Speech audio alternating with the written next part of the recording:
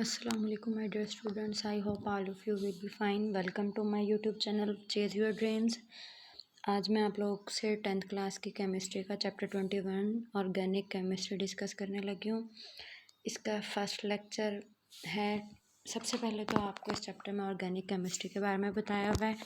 तो इस पैराग्राफ की जो लास्ट लाइन है, सबसे पहले यहाँ ऑर्गेनिक केमिस्ट्री की डिफ़ाइन दी हुई है।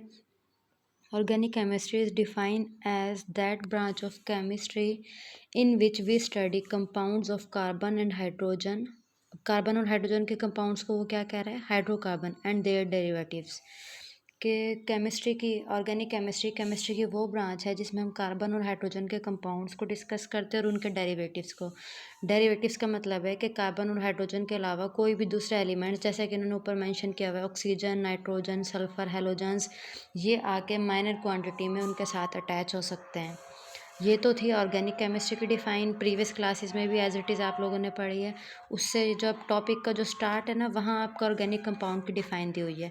ये मैंने हाईलाइट भी किया है। An organic compound is a chemical compound primarily composed of carbon atom that are covalently bonded to each other or other elements।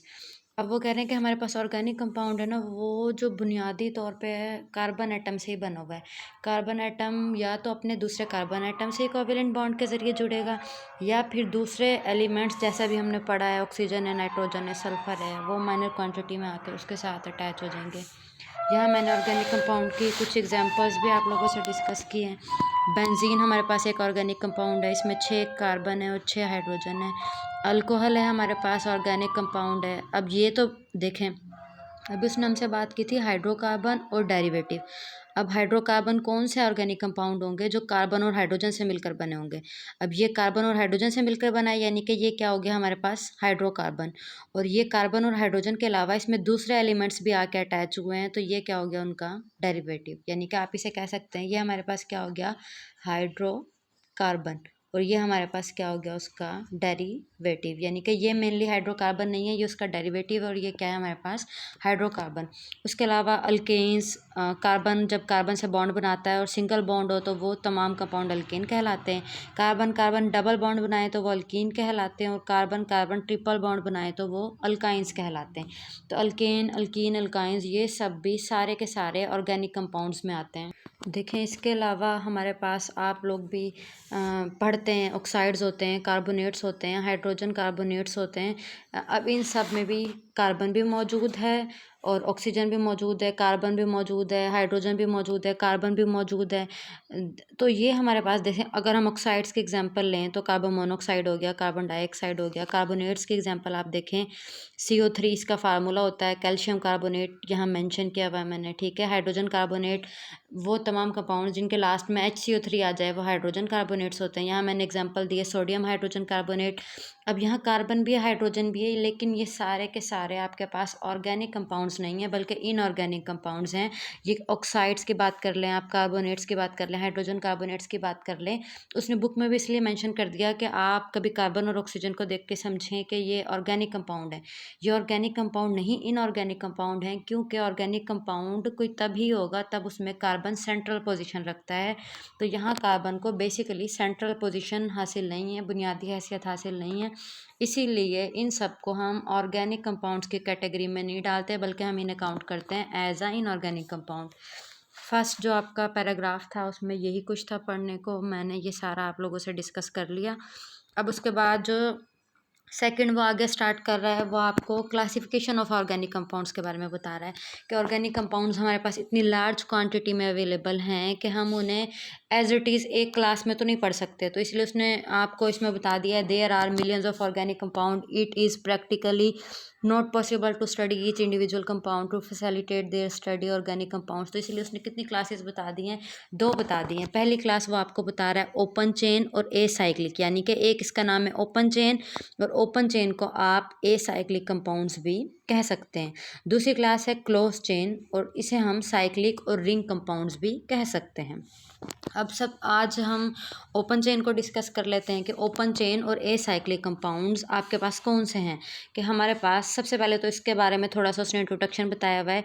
This type of compounds contain an open chain of carbon atoms, यानी कि आप जितने भी carbon atom, chain का मतलब तो एक से ज़्यादा कार्बन एटम आपस में लिंकअप कर रहे हैं, जैसे नीचे एग्जाम्पल्स में भी आपको दिखाया हुआ है। अब वो कह रहे हैं जब ओपन चेन की बात आएगी तो जितने भी कार्बन एटम हैं वो सारे के सारे एक स्ट्रेट चेन में आपस में लिंकअप हो जाएंगे।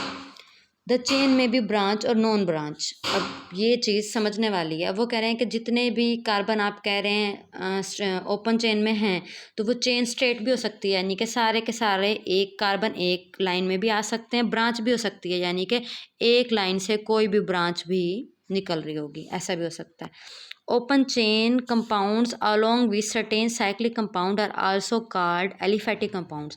अब वो कह रहे हैं जैसे आपका ये एक ओपन चेन है ना, अगर यहाँ आके कहीं भी कोई भी साइक्लिक कंपाउंड, आगे जाके हम साइक्लिक को पढ़ेंगे कि अगर इस पोजीशन पे कोई साइक्लिक कंपाउंड आकर लग जाता है तो फिर हम उसे क्या कहेंगे, एलिफैटिक कंपाउंड्स। अब देखें आपके बुक में स्ट्रेट चेन के भी एग्जांपल हैं और ब्रांच चेन की भी है ना, मैंने थोड़ा डिटेल से लिख लिया है ताकि मुझे आपको समझाने में आसानी हो। तो सबसे पहले ये जो आपकी फ़र्स्ट वाली एग्जांपल है, इसका नाम ब्यूटेन रखा हुआ है।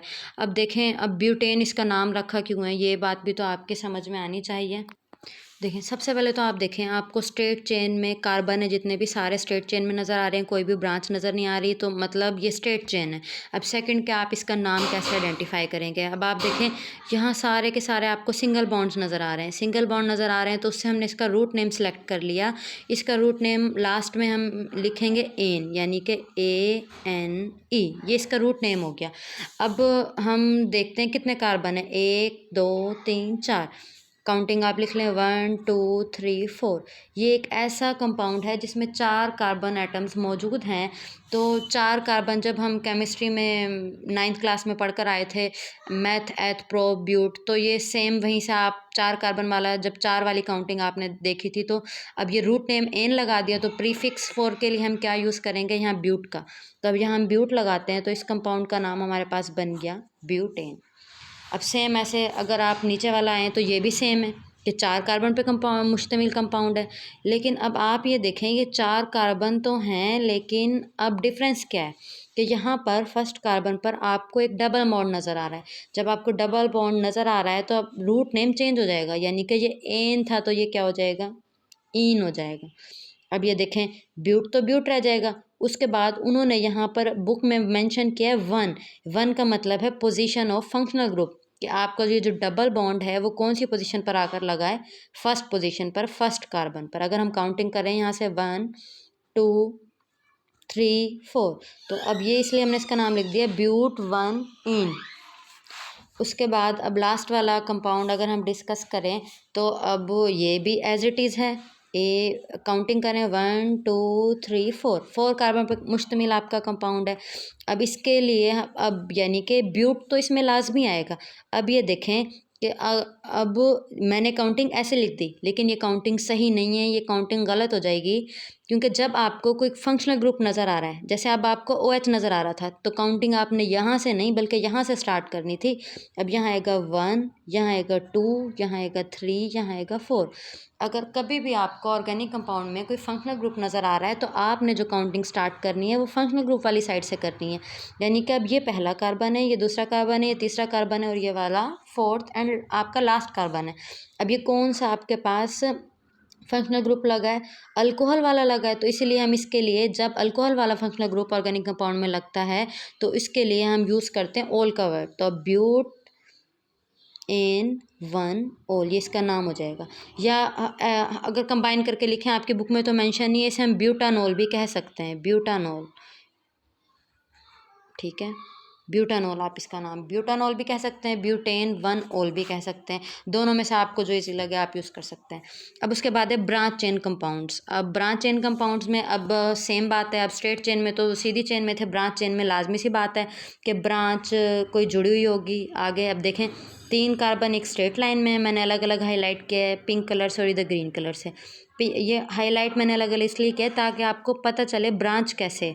अब ये जब हम ब्रांच चेन कंपाउंड्स को नाम देने लगते हैं ना, तो पहले हम एक स्ट्रेट चेन सेलेक्ट करते हैं और उसके बाद जो आस पास जितने भी ग्रुप्स लगे हुए होते हैं उन्हें हम अलग से मेंशन कर देते हैं।